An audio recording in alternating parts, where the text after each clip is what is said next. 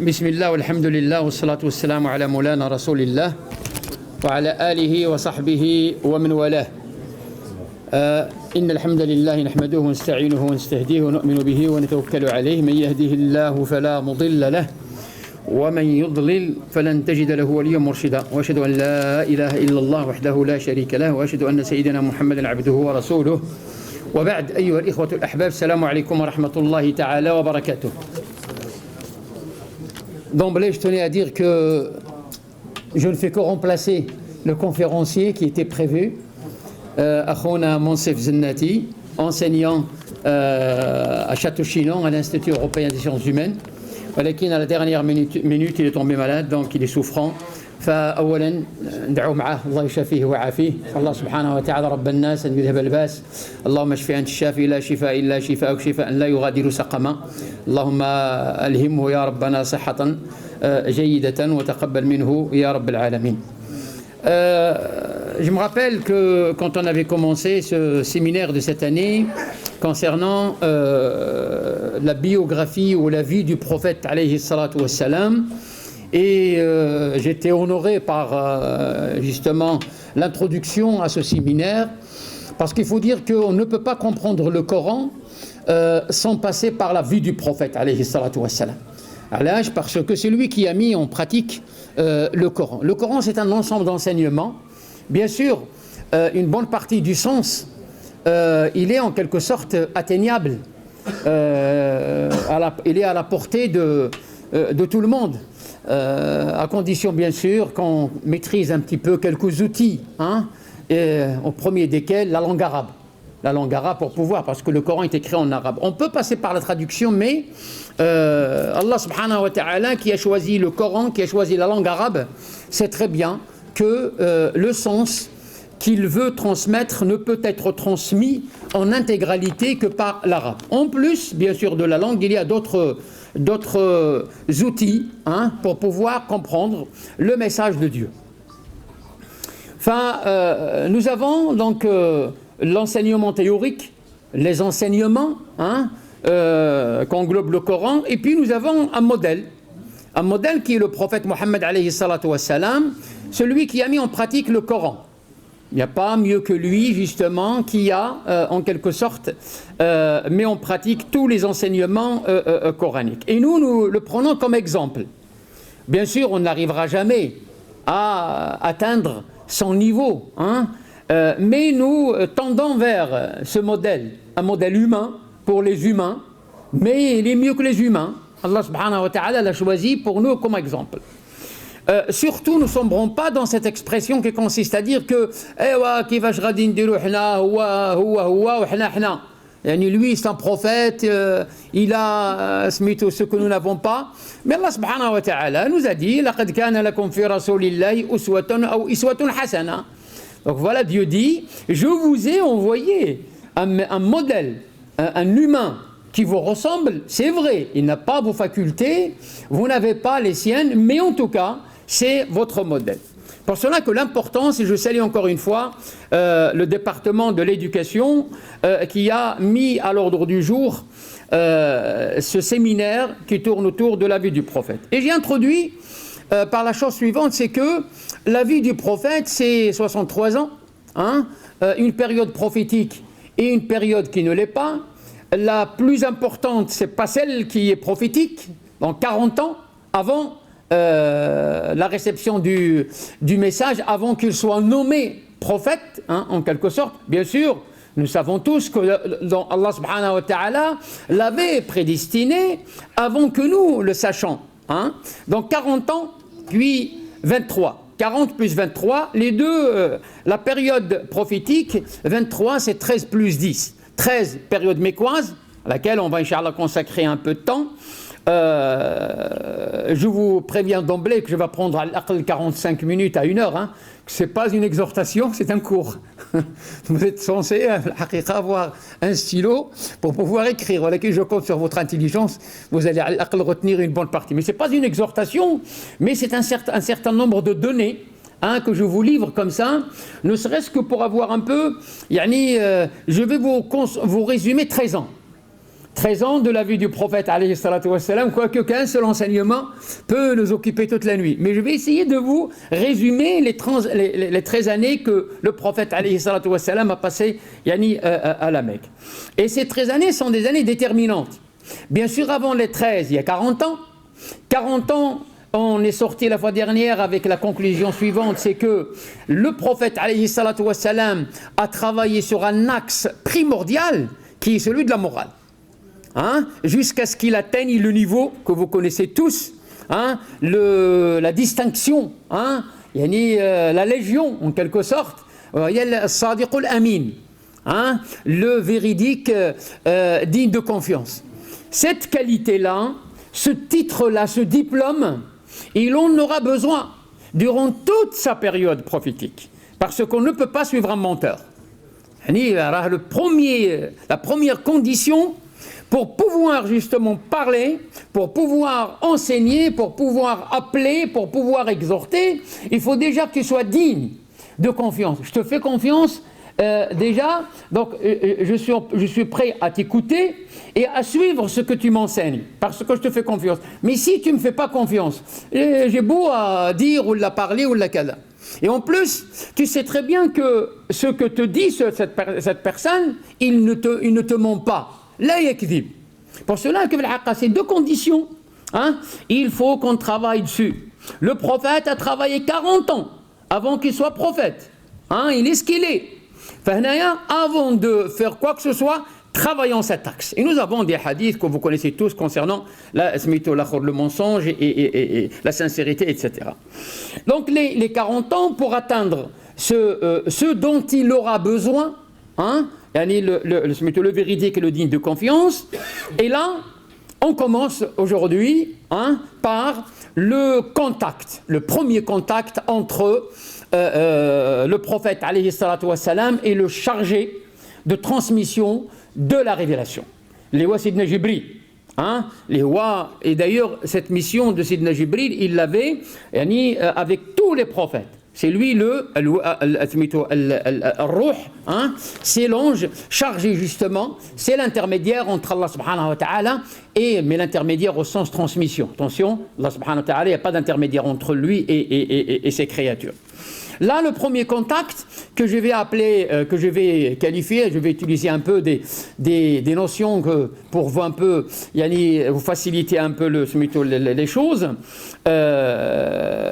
Et je vais essayer aussi de faire des allers-retours, pour qu'on puisse un peu comprendre et s'imprégner de la vue du prophète. Sinon, ce n'est pas un cours théorique que je vous livre comme ça. Je ferai des allers-retours entre cette période-là. Je vous ai dit qu'il y a beaucoup de similitudes entre cette période et ce que nous vivons, notamment aujourd'hui, ces derniers temps. Donc je ferai un peu des allers-retours entre cette période, les procédés qui ont été utilisés avec le prophète alayhi salatu wassalam, la façon, la réaction de l'environnement qui était hostile au prophète dès les premiers jours, pour essayer de comprendre la mission qui est la nôtre et relativiser un petit peu ce qui nous arrive. Parce que par moment on dit la situation elle est difficile, par rapport au prophète alayhi salatu wassalam, il est passé par là. Ou subhanallah, l'humain n'a rien inventé de nouveau, si ce n'est les mêmes procédés. Vous allez voir qu'est-ce qu'on va utiliser avec le prophète alayhi salatu wassalam dès les premiers jours. Dès les premiers jours, et on va Inch'Allah voir ça. Donc je ferai des allers-retours comme ça et vous faciliter la terminologie. Ce que j'ai appelé at-ta'yin, l'affectation, l'ordre de mission. Si je parle comme ce méthode-là. Là, le prophète, il va recevoir l'ordre de mission. Fi Ghar Hira, vous connaissez tous, le prophète, alayhi salatu wassalam, il se retirait de son environnement pour se consacrer à lui-même, pour se questionner par rapport au sens, par rapport à l'univers, par rapport à Allah, parce qu'il est prédestiné par Allah subhanahu wa ta'ala. Dieu le conditionne, le conditionne pour le préparer. Nous avons vu, bien sûr, à l'âge de 6 ans, là 7 ans, son cœur a été, il a subi une opération à cœur ouvert, il va la subir aussi. Après la prophétie, avant de monter dans le voyage nocturne et l'ascension pour la deuxième fois. Donc Allah subhanahu wa ta'ala prépare ce modèle parfait, il le prépare. Là, le premier contact. Subhanallah al-Azim, lui, le premier, il va justement s'étonner de ce choix. Déjà, il va trouver ça bizarre, il reste des jours et des nuits au sein de Ghar Hira, et une créature, une nouvelle créature qui va lui adresser la parole, que vous connaissez tous, subhanallah al-Azim. L'ordre de mission, ce n'est pas pour transmettre. La transmission viendra par la suite. L'ordre de mission, vous le connaissez tous, c'est Iqra.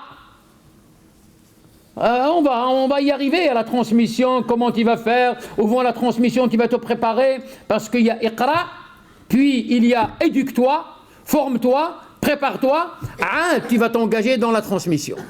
Tu ne peux pas, comment on appelle ça, t'aventurer dans la transmission alors que tu n'as pas de bagage.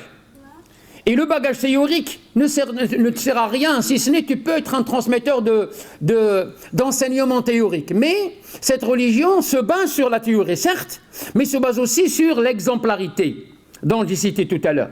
Pour cela que le prophète, là, on va lui faire subir, on va le former, c'est Allah subhanahu wa ta'ala, c'est pas indéfini, il va être formé, il reçoit l'ordre de mission, d'abord de lire et d'écrire. Déjà, les premiers versets, اقرأ باسم ربك الذي خلق خلق الإنسان من علق اقرأ وربك الأكرم الذي علم بالقلم. Donc là, on rappelle le prophète, on rappelle à quelqu'un qui ne sait ni lire, ni écrire. Bien sûr, je vous ai dit la fois dernière qu'il y a des savants qui disent que le prophète savait lire et écrire. Mais c'est une version minoritaire. La version majoritaire, c'est que le prophète ne savait pas lire et écrire. Et pourtant, l'ange Gabriel lui demandait il sait très bien qu'il ne lisait pas. Et il sait très bien qu'il n'écrivait pas et qu'il n'écrira pas. Quoique, ceux qui disent que le prophète écrivait, ils ont dit qu'au début, il a commencé, tout en étant un alphabète, il ne sait pas lire et écrire, mais par la suite, il a appris à lire et écrire. Donc, on va lui dire, c'est comme si, et on le sait, les conditions de la lecture, ça, tout le monde, vous êtes tous passés par là. Allez à l'école,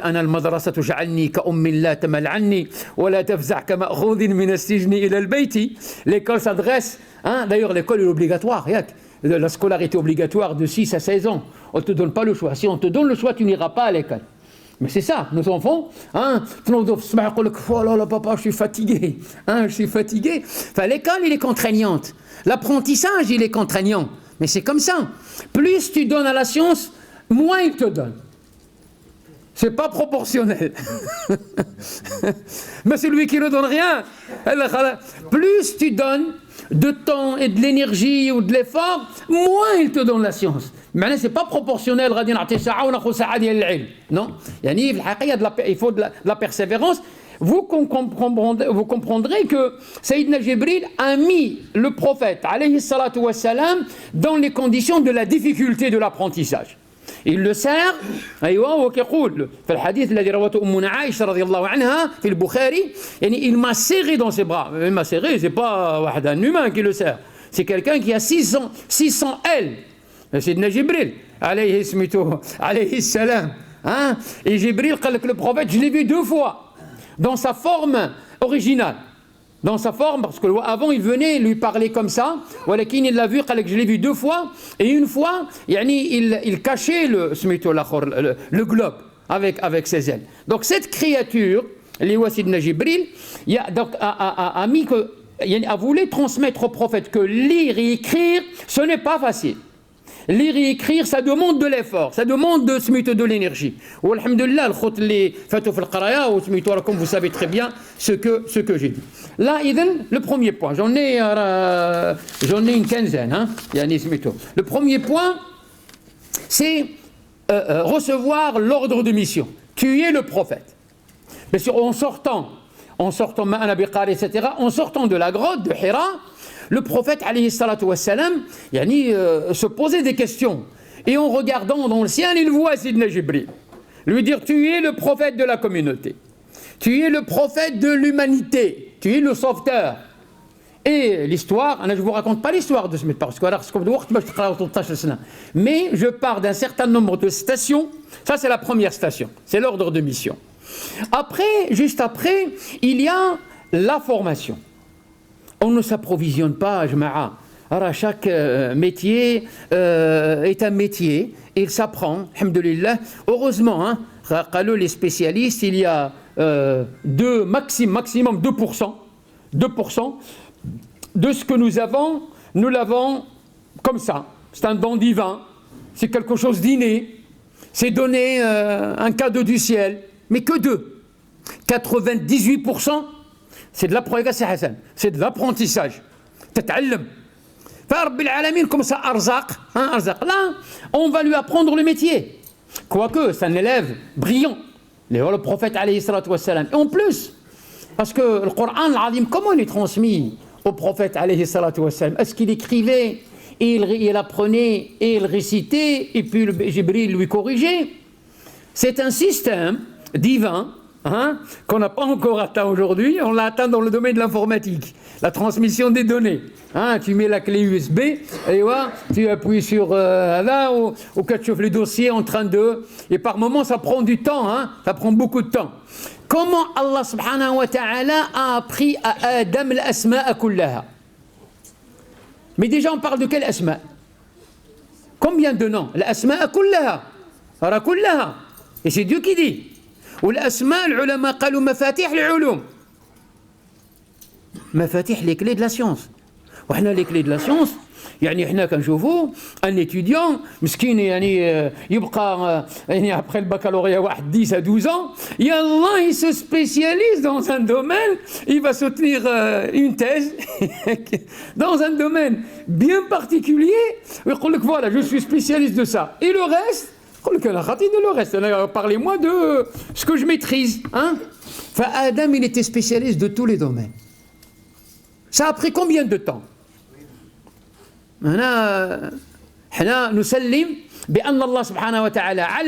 Pour cela que les anges se sont étonnés.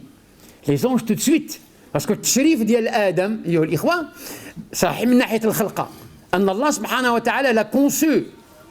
فإذا سويته, une fois je l'aurai façonné. فإذا سويته ونفخت فيه من روحي فقعوا له ساجدين. Tout ce que, hormis Adam, Allah subhanahu wa ta'ala l'a créé avec le verbe être, à l'impératif, soit. Hein, kun, fayakun. Sauf Adam.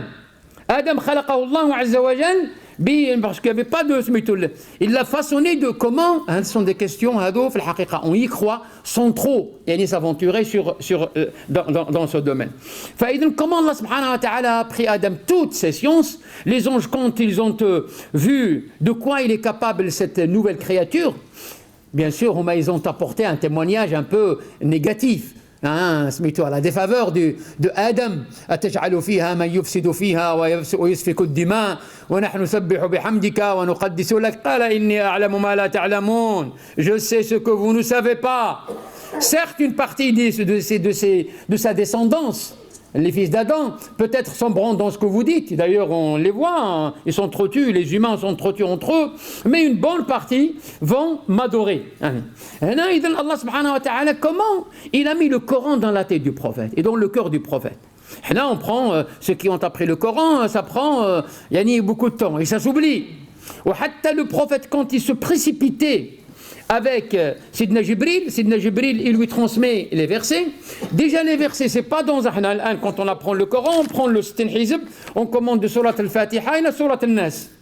L'ordre hada n'existait pas. L'ordre hada, à l'époque du prophète, n'existait pas. Les sourates n'existaient pas. Les hizb, les kada n'existent pas. C'est un ensemble de versets. Et le Coran, pendant 23 ans, est se révélé. Bien sûr, il a été révélé, il a été descendu du 7e siècle, Lawh al-Mahfouz, ila as-sama ad-dunya, il est resté là-bas, et puis il a pris 23 ans, hein, en train de descendre comme réponse, comme enseignement, comme réaction à un certain nombre de sujets posés. Comment que cette révélation s'est transformée en mushaf, s'est transformé en chapitre, 114, en hizb, et dans la même sourate, il y a une partie médinoise, une partie mécoise, et une partie un ensemble de versets d'une sourate se révèle aujourd'hui. Plus tard, 1 an, ou la 3 mois, ou la 6 mois, ou la plus, se révèle. Et puis, qui est-ce qui se charge de la mettre dans la sourate telle? Tout ce travail, Sidna Jibril l'a fait avec le prophète, alayhi salatu wassalam. Rappelons, ces versets-là doivent être là. Ces versets-là doivent être là. C'est-à-dire la composition du Coran. Là, aujourd'hui, nous l'avons, alhamdulillah, en intégrité. Et donc, on a reçu la mission, le prophète a reçu la mission, dans des conditions que je viens de dire. Deuxième point, la formation. On ne va pas s'inscrire dans une université, il n'y a pas de centre de formation pour aller, voilà, t'es prophète, allez, va te former. Mais qui est-ce qui va me former? Là, Allah subhanahu wa ta'ala va en quelque sorte, il y a un système un peu mixte, hybride. Hein? Parce qu'on ne peut pas aussi téléguider ce modèle. On viendra, nous, les humains, dire, mais finalement, donc on ne peut pas le suivre parce qu'il est téléguidé à 100%. Oui, le prophète, dans une bonne partie de sa vie, il était téléguidé. C'est-à-dire, il transmettait. Mais dans une autre facette humaine, on lui a donné une marge de manœuvre. Et ça, on le verra aussi, notamment dans le Hijra. Quand il sortira de la Mecque, c'est vrai, l'ordre, il est divin, le jour, le moment, mais le moyen, il est laissé au prophète. Voilà, nous t'ordonnons de quitter la Mecque parce que ta vie est en danger. Ils vont te tuer cette nuit. Les services de renseignement divins, yani Oslo annahu là, tu quittes aujourd'hui. Comment je vais faire? Eh ouais, t'es un humain. Alors les gens te regardent et t'apprécient et tu vas leur tracer le chemin. Et donc celui qui va aller trouver là le compagnon, le guide, la monture, réfléchir, rester 3 jours dans la grotte de Ghar Thawr, la grotte Thawr, et après reprendre le chemin, pas celui qui est connu. Tout ça, c'est l'humain, c'est Mohammed l'humain. Et dans ce domaine-là, le prophète peut se tromper, peut mal apprécier les choses. Parce que là, c'est un humain. Et là, nous sommes tenus justement de le suivre dans tout ce qu'il fait. Mais quand, justement, il se trompe, on a un certain nombre d'exemples dans la gestion de la vie courante. Et d'ailleurs, il le dit. Il a donné, par exemple, un exemple à midi concernant le traitement des dattes, des palmiers. Et à la fin, il s'est retrouvé que ce n'était pas le bon. Les affaires de la vie d'ici-bas, vous les maîtrisez mieux que moi. Quoique, il maîtrise même les avis de la vie d'ici-bas. Mais en tout cas, vous avez donc, vous êtes en face d'un modèle. Tout ce qui concerne la transmission, c'est la perfection totale, il ne fait que transmettre. Et puis, il est aussi Mohammed le papa, Mohammed le grand-père, Mohammed le juge, Mohammed le chef des armées, Mohammed le diplomate. Toutes ces facettes-là, composaient la vie ou la personne du prophète, alayhi salatu wassalam. Il va créer un centre de formation. Alors, lui il se forme, il va se former pendant 23 ans.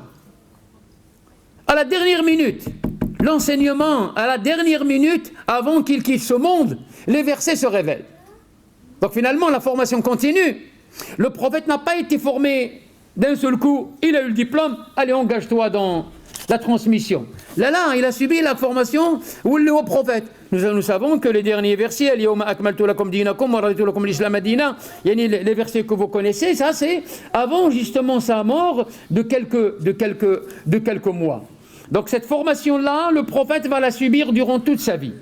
Comme si, tu ne peux pas dire, il y a un temps pour la formation et un temps pour la transmission. Tu te formes et tu transmets. Tu te formes et tu transmets, tu n'arrêtes pas la formation. Et tu continues toujours. Toujours tu demandes à ce qu'Allah subhanahu wa ta'ala te donne plus de science. Il va imaginer justement un endroit. L'endroit Nasu'al. Est-ce que Dieu lui a dit de trouver cet endroit? Déjà, en descendant de la grotte, le choix a été fait, l'ordre a été reçu, l'ordre de mission a été reçu. Elle pouvait dire, bon voilà, donc on m'a choisi, Je viens maintenant, là, awal haja, sois entouré. Sois entouré, notamment par les plus proches. Quand on dit nul n'est prophète dans son pays, alors c'est pas toujours vrai. Il faut que tu sois prophète dans ton pays. Alors qu'il y ait un socle commun, un socle fort, al-qa'ida as-salba. Parce que si tes proches ne croient pas en toi et ne te suivent pas, il ne faut pas s'attendre à les autres, ils vont te suivre. Enfin, nous avons sa femme, son fils, on disait avant parce que Zayd, puis celui qui l'a élevé, Sayyidina Ali, c'était un peu son enfant, donc pour rendre un peu ce que Abu Talib lui a donné, il a pris en charge Sayyidina Ali. Son épouse, Khadija, Abu Bakr as-Siddiq, c'était son ami intime, c'est-à-dire le premier cercle. Le premier cercle, c'est ceux qui étaient avec lui. Et vous allez voir ce cercle-là comme un caillou que vous jetez comme ça dans une mare. Premièrement, il fait un petit cercle, puis un deuxième cercle, puis un troisième, jusqu'à ce qu'il arrive au rive, en quelque sorte. Enfin, le prophète alayhi salatu wassalam va agrandir ces cercles, mais tout en respectant, il y a un principe fondamental, c'est que cette religion n'est pas la propriété d'une race bien déterminée. Ce n'est pas réservé aux Arabes, ce n'est pas réservé aux Blancs, ce n'est pas dans laquelle, quand vous allez voir de plus près, il faut du temps pour tout cela, quand vous allez voir de plus près les 30 à 35 personnes, ceux qui vont constituer le cours, là, le cours Fidar al-Arqam bin Abil Arqam, le premier centre de formation. Quand vous allez voir de plus près, bon, ils ont un point commun, ils sont tous jeunes. Parce qu'ils sont autour d'un jeune. Déjà, le prophète, il avait 40 ans. Et 40 ans, là, c'est la jeunesse, Donc, ils sont jeunes. Voilà, dans laquelle vous allez voir, il y a la mondialisation, il y a la régionalisation, il y a la parité, il y a l'appartenance aux différentes CSP, les socioprofessionnels, comme on dit. Donc, on voit de plus près, il y a le riche, le pauvre, le maître, l'esclave, l'homme, la femme, celui qui s'exprime bien en arabe, celui qui a du mal à articuler l'arabe. Pour que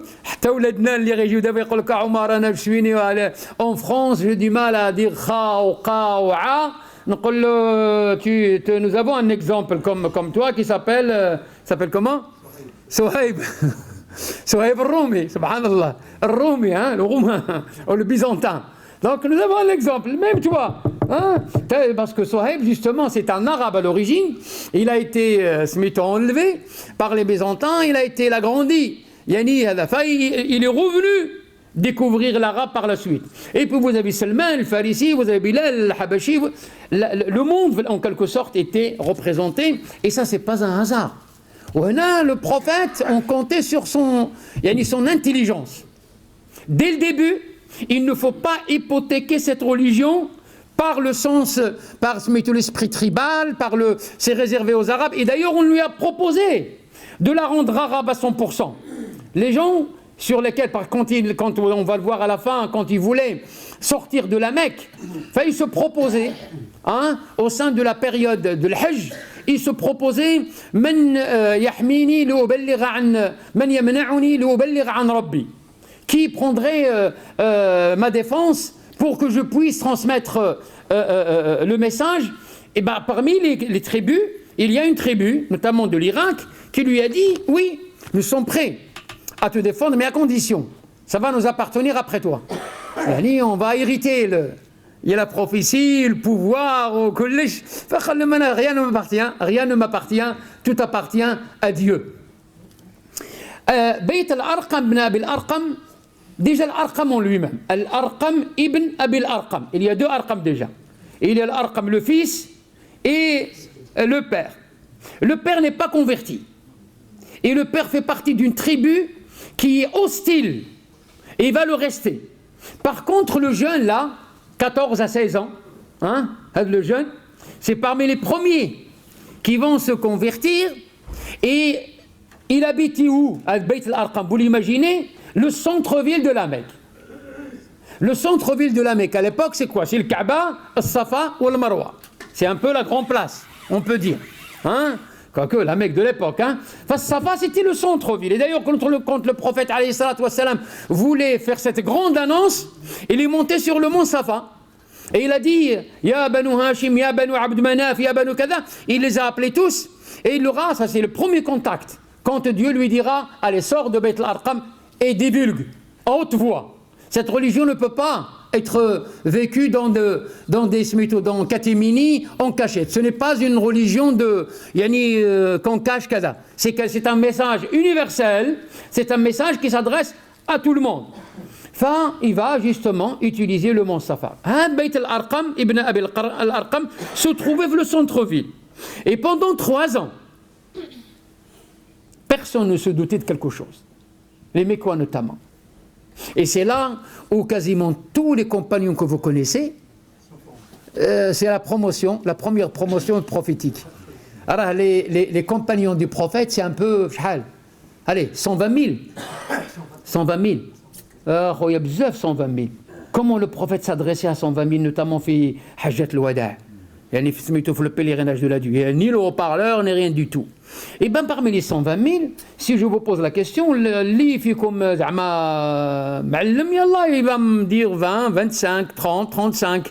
Les noms des compagnons que nous connaissons tous, une grande partie, hein, c'est ceux qui sont formés cette centre de formation, et c'est eux qui vont en quelque sorte accompagner le prophète alayhi salatu wassalam dans son parcours.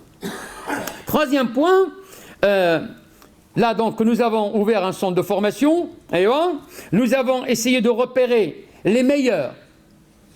Le prophète alayhi salatu wassalam savait très bien investir dans les hommes et dans les femmes. C'est vrai. Par la suite, prendra l'aspect général et universel.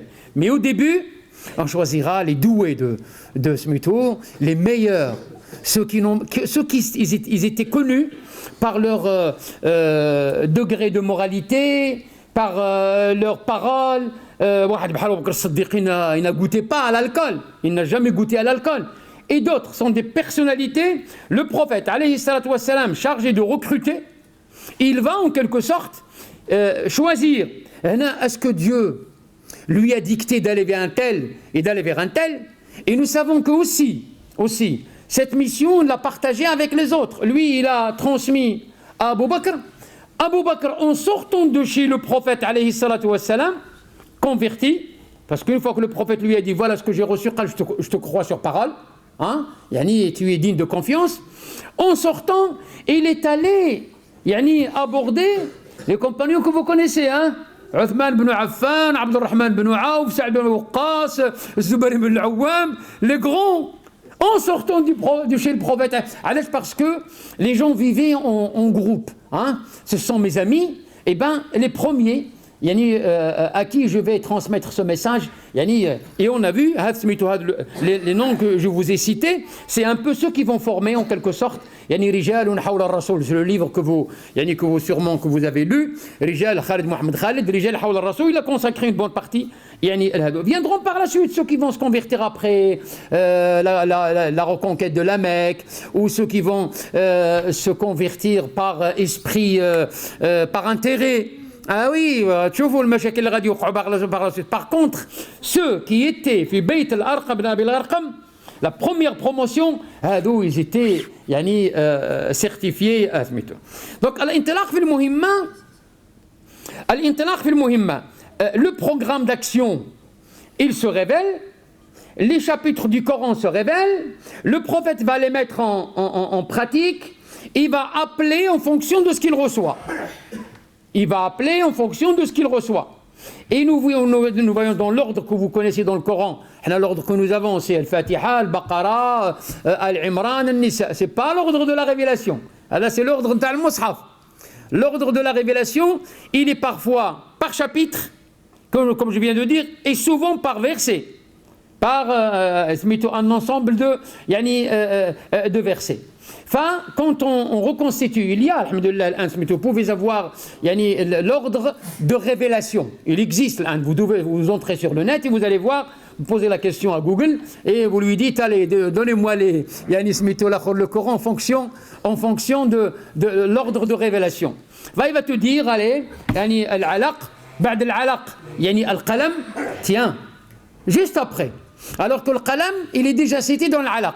Hein? Iqra bismi rabbika alladhi khalaq, allama al-insana ma lam ya'lam, allama bil qalam. Et puis on va consacrer tout un chapitre qu'on appellera Al-Qalam, Noun, Surat Noun. Et c'est là, la haqiqa aussi, ça mérite d'être creusé, c'est la première fois, hein, les Arabes n'étaient pas connus par l'écriture. Les Arabes, j'en fais partie, j'écris mal. Ou je parle mal, mais je parle mieux que j'écris. Hein, je ressemble un peu. Les Arabes sont connus par l'apprentissage, la mémorisation. L'écriture pour eux, c'est pas quelque chose de subhanallah alim. Allah subhanahu wa ta'ala voulait compléter que vous ne pouvez pas être les maîtres du monde, rien que avec la culture orale. Vous ne pouvez pas, vous devez compléter cette lecture orale par l'écriture. Et là, on va donc l'alaq, hein, qui porte le nom de l'alaq que vous connaissez, un caillou de sang qui s'accroche, mais là on parle du fœtus, et puis on va vénérer la science, vénérer l'écriture à travers un chapitre qui s'appelle Noun wal qalam wa ma yasturun. En même temps, 2 chapitres vont être révélés, des chapitres de formation intensive. Oui, tu es chargé de transmettre ce qu'on t'a révélé, mais sache que la mission, elle est lourde, elle est difficile. Et il te faut, en plus de la formation intellectuelle, il te faut de la formation physique. Ya ayyuhal muzammilu qum al-layla illa qalila. Et la prière nocturne pour le prophète alayhi salatu wassalam, c'était une obligation tous les jours. Et le kan hna darana rabbil alamin kunna ahsanna ghayr al-ashana ahsanna fi enfin tous les jours Alash il se prépare. Alash plus tard dans le même chapitre, ya ayyuhal muzammilu qum al-layla illa qalila nisfahu minhu inna sanulqi alayka qawlan thaqila. Attention, alors ce n'est pas à la portée d'un humain. Alors tu seras chargé de quelque chose de lourd. Donc prépare-toi. Hein, prépare-toi. Donc en même temps, on forme le modèle qui transmet à ses élèves, les Umayya, à travers le centre de formation, mais ce centre de formation ne va pas rester fermé. C'est un centre fermé. Tu rentres par inscription. Par inscription et par parrainage. Mais chérie, elle a dit, Sayyidina Omar ibn Khattab radiyallahu anhu, il voulait tuer le prophète alayhi salatu wassalam. ولكن ils ne le voyaient pas. فين كيكون هادو imaginez 30-35 personnes qui composaient la promotion, qui se réunissaient dans le centre-ville tous les jours. Et l'esprit, le sens de la discrétion. حنا جوج الناس اذا تلاقاو السوق كامل عارفهم تلاقاو واش عمر كنت مع عبد المجيد البارح واش قلتوا واش درتوا غادي يقول لك كاع واش درتوا واش قلتوا في تابعك ولا فين سمعت علاش باسكو n'a pas pris assez de précautions. سيدي النبي حتى في صلاة العيد يقول لك il empruntait un chemin et en retour il prenait un autre chemin. Bien sûr, quand on lit ça, on dit oui parce que il élargit le contact avec les pauvres qu'il croise l'allée, il veut croiser d'autres. Oui, mais il y a un sentiment aussi de sécurité parce qu'il sait très bien qu'au retour on va lui faire un guet-apens, on va l'attendre. Donc autant tous ces éléments-là, alors vous êtes en face de quelqu'un de parfait. Vous êtes en face d'un modèle pour l'humanité et un modèle dans toutes les disciplines. Donc 3 ans plus tard, Allah subhanahu wa ta'ala se chargera de fermer ce centre. Ça fait, vous aviez 3 ans pour avoir votre diplôme, et bien sortez de ça. L'ordre va être donné au prophète alayhi salatu wa salam, maintenant sort de cet état-là. 3 ans c'est suffisant, hein, pour que les gens soient bien formés. Là on va donc sortir. Le prix à payer en sortant tout de suite, c'est voilà, vous étiez caché, vous étiez à l'abri, personne ne savait qu'est-ce que vous faisiez, Quoique, ils ne faisaient rien, ils apprenaient. Hein, c'était de la formation intensive. Alors, ils ne complotaient pas pour comment on appelle ça, saboter les lois de la République. Ou là, ils ne complotaient pas pour avoir le pouvoir. Et ils se formaient. Voilà, ils n'avaient pas de projet politique. Le prophète n'avait pas de projet politique à la Mecque. C'est après, le Medina, Al-Munawwara, viendra le projet politique, mais le projet politique, non pas comme mélange de la religion et de la politique, mais parce que Allah subhanahu wa ta'ala choisit comme prophète, mais comme leader aussi. Ce n'est pas le cas de Jésus, de Sidna Isa. Isa n'est pas un homme d'État. كل واحد كيفاش رب العالمين اختاروا. رب العالمين il a choisi des rois. David, Salomon, il a choisi des prophètes sans couverture familiale ou la sociale. On les a même assassinés, on les a même tués, l'exemple Zacharia et autres. Et puis on a choisi quelqu'un de fort, c'est Moussa. Hein? Allah subhanahu wa ta'ala, il choisit des profils qu'il veut. Donc, on va sortir. Cette sortie a un prix. فبدأ التعذيب والتنكيل. Hein? Il faut dire qu'au début, la réaction des Mécois, c'est la négligence. C'est faisaient même pas attention. Alors on les laisse, ils vont se fatiguer au Kada, Mohammed. On savait très bien que l'appel à la vertu au Kada, on le laisse. Mais avec le nombre, là on passe à la vitesse supérieure, c'est les contraindre à renoncer à ce nouveau message. Vous allez voir, en fonction de l'importance du nouveau mouvement, on va adapter les méthodes jusqu'à la fin, sans prendre à la vie du prophète alayhi salatu wassalam. Mais dès le début, on ne voulait pas le tuer, le prophète alayhi salam. Bon, on lui portait atteinte, on le violentait de temps en temps, mais surtout les faibles, ils ont subi en quelque sorte, jusqu'à ce qu'on va essayer avec lui, l'exil, on va la rumeur, les préjugés, la violence, jusqu'à ce qu'on arrive à l'élimination physique. Donc, تحمل التبعات وهنا واصبر على ما أصابك, Dieu le dit dans Sourate Luqman notamment, وأمر بالمعروف والنهي عن المنكر واصبر على ما أصابك, c'est le prix à payer, c'est tout à fait normal. Là, nous avons formé le prophète alayhi salatu wassalam, en face de lui, il a atteint une centaine, bien sûr les 35. Alors, il était chargé bien sûr de recruter. Il a commencé par 1, 2, 3, 4, 35, il atteint la centaine. 100 et quelque chose, comment il va faire pour les défendre?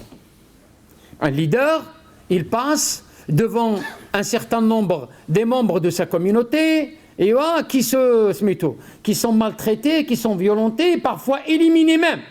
Nous avons Yassir, le père de Ammar. Nous avons Soumaïa, sa maman, élimination physique. Eh bien, le leader, il ne va pas rester, il observe ce phénomène d'élimination, d'extermination. Lui qui investit dans ses hommes, il les voit en train d'être éliminés un par un. Donc, il faut trouver une solution. Quelle est la solution? Bien sûr, le réconfort moral, Sabran ala Yasir fa inna maw'idakum al-jannah, c'est insuffisant. Il ne va pas le dire à tout le monde. C'est-à-dire supporter et laissez-vous exterminer. Là, ce n'est pas un leader. Il sacrifie ses soldats. Donc, on va essayer de les mettre à l'abri. Viendra al-Hijra ila al-Habasha. Première émigration, al-Habasha. Déjà, al-Habasha. Beaucoup de questions se posent. Al-Habasha était loin. Et l'arabe considérait al-Habasha, c'est au-delà de la mer Rouge. Et l'homme noir était l'esclave chez les Arabes. Il était considéré comme un sous-homme les Arabes, parce que l'esclavagisme n'est pas purement européen, mais il ne faut pas l'associer uniquement aux Américains ou aux Européens. On a des choses à se reprocher sur l'arabe. Par contre, l'islam, il est venu, il a libéré justement les esclaves. Là, le prophète alayhi salatu wassalam va envoyer une petite délégation composée de 11 hommes et 4 femmes. 15 personnes. À leur tête, Uthman ibn Affan. Kalloum, sortez. Allez, quittez la Mecque et partez vers la Habasha. vous ne pouvez pas rester ici, vous serez éliminés. Ils vont partir vers le Habasha, c'est la première immigration. Hein. Ils vont partir vers le Habasha, ils vont rester 6 mois, moins d'un an, 6 mois, et ils vont entendre que ça y est, le prophète a été suivi à la Mecque et que tous les Mécois l'ont suivi. Alhamdulillah. Enfin, ils vont rentrer. Arrivés à la Mecque, ils vont trouver les conditions se sont empirées et que, non, c'était une rumeur au hala. Ils sont restés un petit peu et là, ils vont partir en délégation. Une délégation, 83 hommes plus 19 femmes. Alors, 100 personnes. Et nous sommes la 5e année. Yani Allah, 100%, 100 personnes. Le prophète, alayhi salatu wassalam, vous êtes donc homme-femme, hein, yani là-bas, et un sacré travail qui a été fait. Et cet ensemble, cette armée, il va s'en priver lui-même, sallallahu alayhi wa sallam. Et il va l'envoyer au-delà de la mer Rouge. Les ulama disent que le prophète, alayhi salatu wassalam, avait supposé l'extermination, y compris la sienne. L'extermination de toute cette nouvelle religion, au moins on aura garanti la transmission par la suite. Et ceux qui sont partis, voilà, c'est pas que des pauvres. ماشي في ذاك الفيلم ديال الرسالة وخرجوا يا إخوة الإسلام فيقتلونكم واحدا واحدا. هذاك c'est du film, c'est un film. Alors les hommes, quand vous regardez la liste, il est sur le net, la liste des personnes, hommes et femmes qui sont partis, le premier, plutôt la première qui va partir, c'est la fille du prophète, Ruqayya. Ruqayya, c'est la femme de qui? De Uthman ibn Affan. Comme ça, parce qu'attention, les Arabes, jusqu'à aujourd'hui, ce qu'il nous dit, est-ce que ses enfants sont les premiers ou son entourage, sa famille, hein? Mais c'est ça, ah bon, sa fille, son gendre, son cousin, les Ja'far ibn Abi Talib. Là donc, et en plus, il est allé, sallallahu alayhi wa sallam, jusqu'à faire déplacer la fille d'Abu Sufyan, qui va être sa femme par la suite. Habiba, yani Ramla bint Abu Sufyan, Habiba, qui était mariée avec un certain Ubaydullah ibn Jahsh. Ubaydullah ibn Jahsh, subhanallah al-azim. Il va abandonner la religion في الحبشة.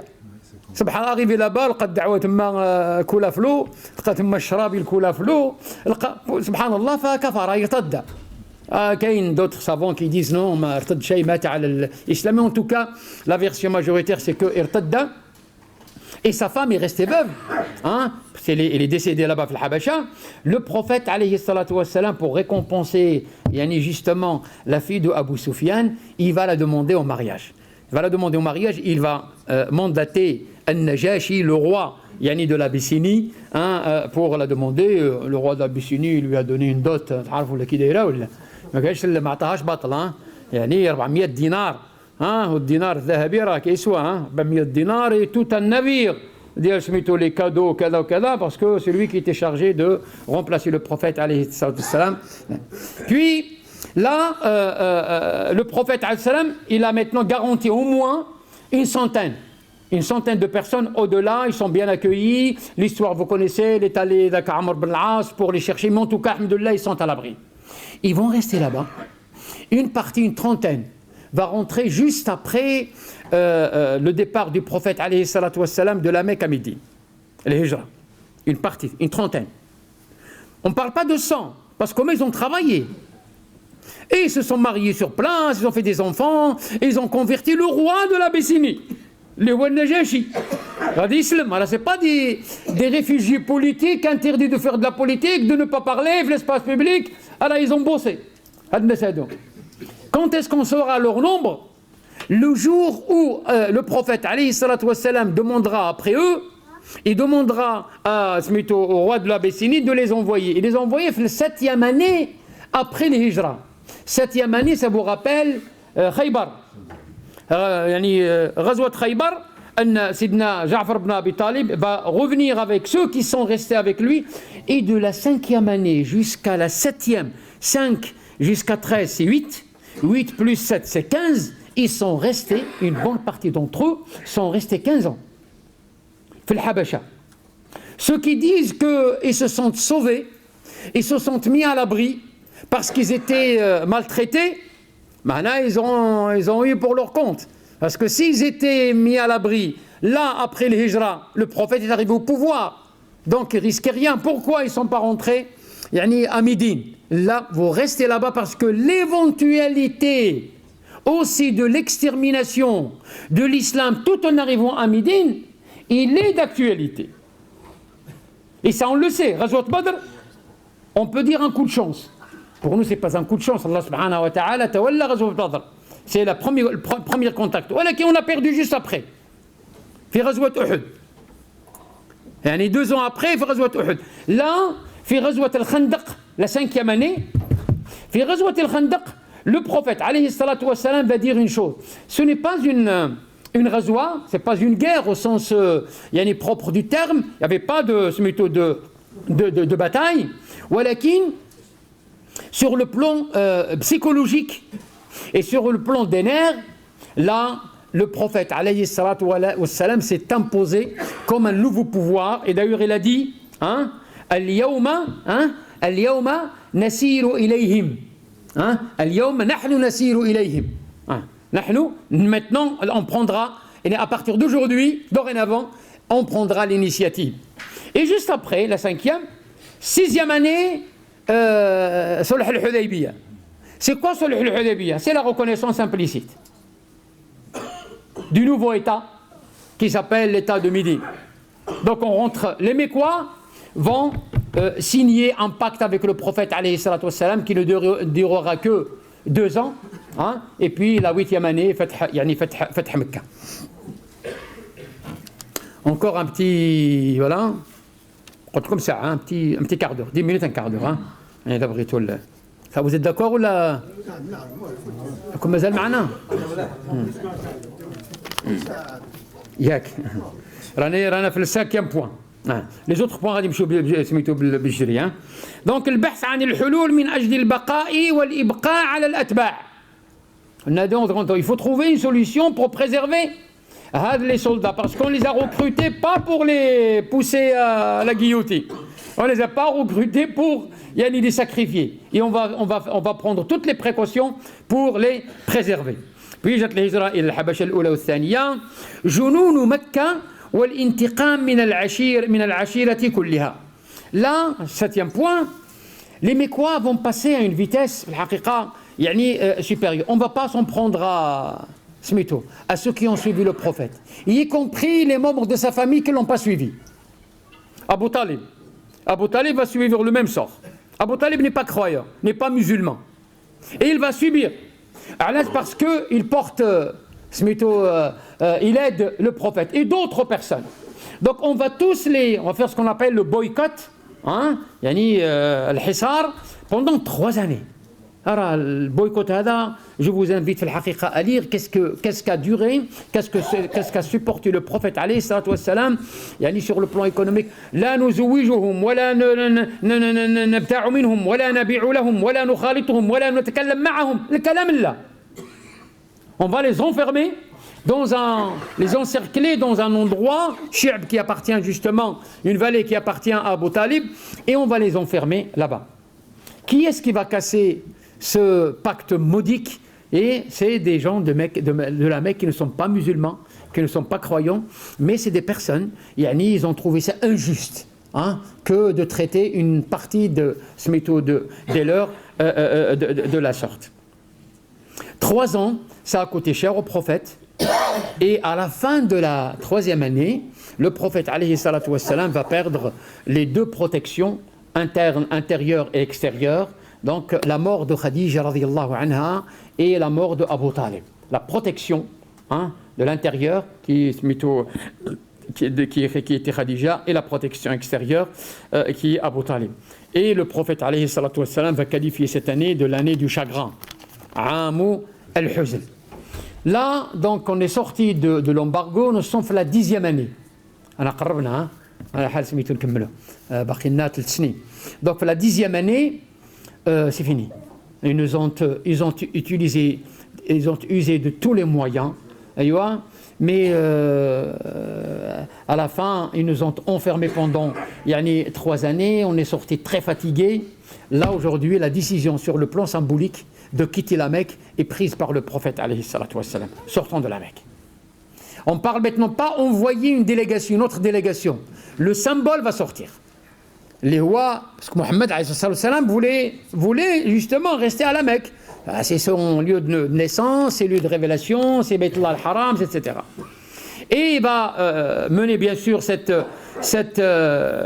expérience, c'est de sortir vers la deuxième ville de l'Arabie après la Mecque, Taïf. Et il est allé à Taïf, vous connaissez tous l'accueil qui lui a été réservé.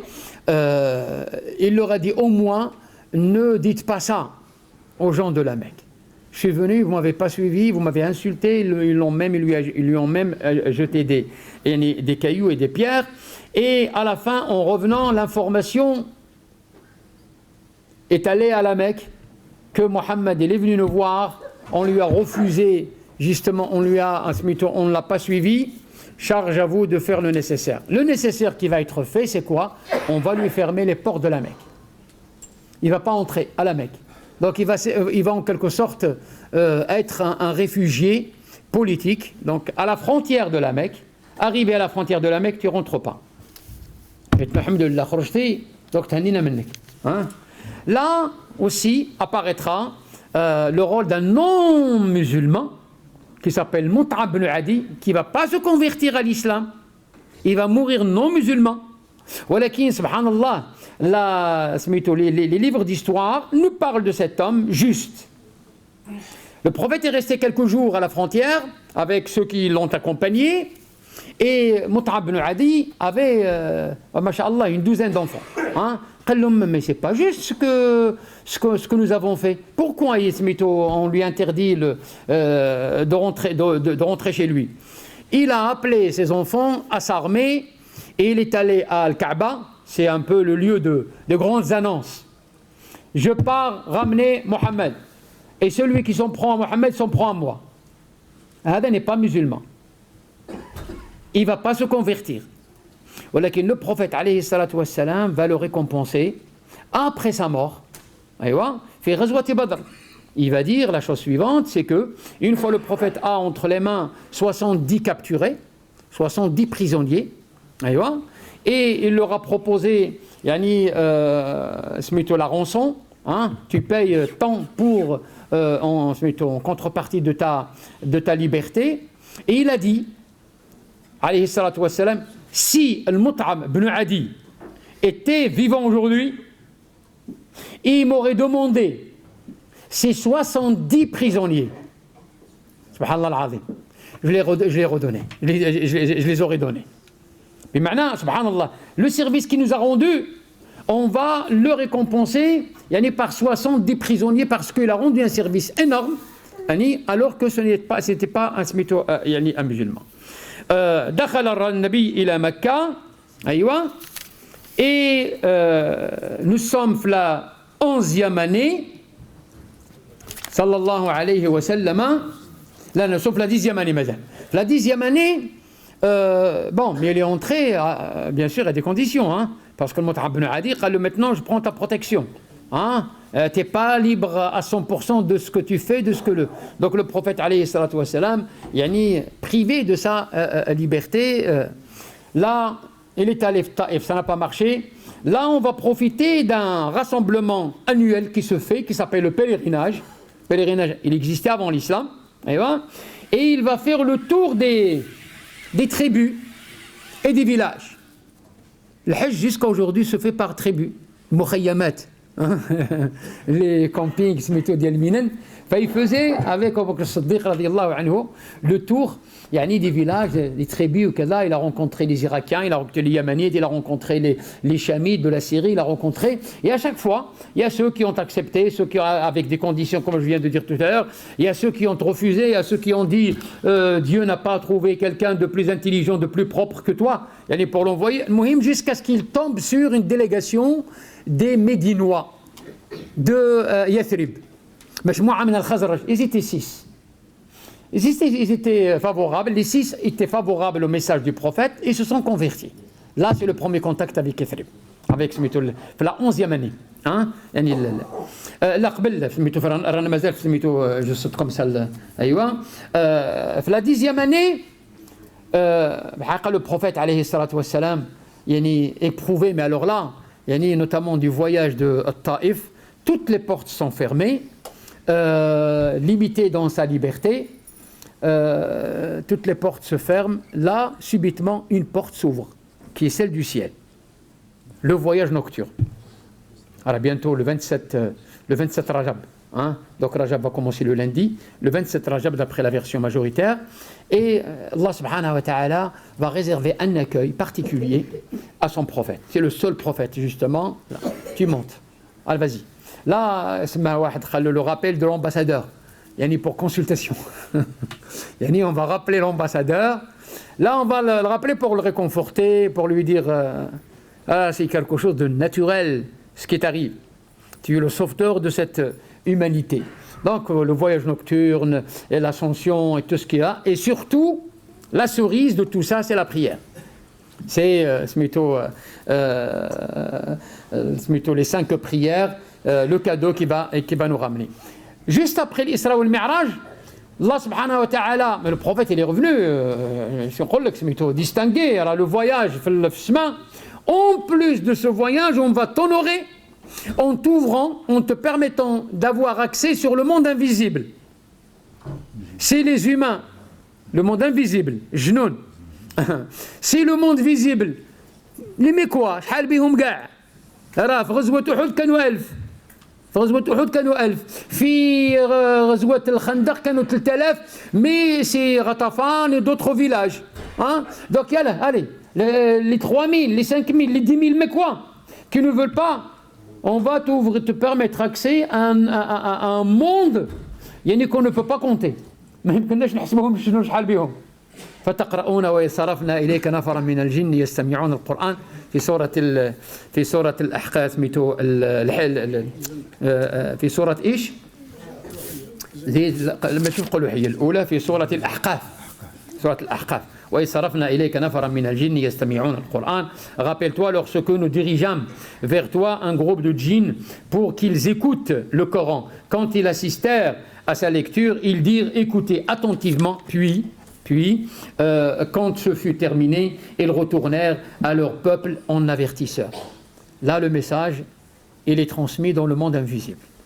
Ya Mohammed, on t'a envoyé rien que pour les humains.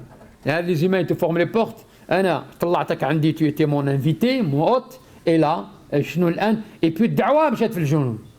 Ils sont concernés aussi par et puis il y a aussi justement là, juste après, le ma'nawiyat, hein. Donc le côté, le moral du prophète alayhi salam, là il s'est réconforté après son retour du ciel, il a rencontré les prophètes, tous les prophètes, hein, notamment à Jérusalem. Il a animé la prière d'Orkaat en tant qu'imam de tous les prophètes. Là, Allah subhanahu wa ta'ala va lui permettre le contact avec Mjmou'at Yathrib, était 6.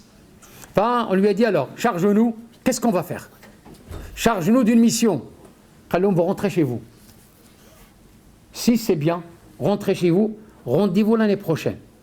Sauf quelqu'un qui est dans la difficulté, quelqu'un qui veut sortir de ce méthode de la situation difficile dans laquelle il se trouve, il prend le temps d'une année.